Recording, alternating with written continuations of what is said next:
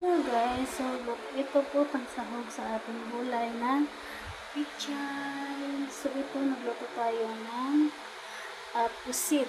Ayan o. Yung style ng pagluto ng pusit, pinakuluan ko muna yan quickly. Mga 10 minutes. Hindi. 3 minutes. Guys, gulay po para sa ating gagawing sinigang na bangus. So ito yung bangus po guys. Hello guys, ito po yung ating gulay. Ito yung sinigang natin bangus. Isan po. So natin bangus natin lang. Patayin na natin. Over po.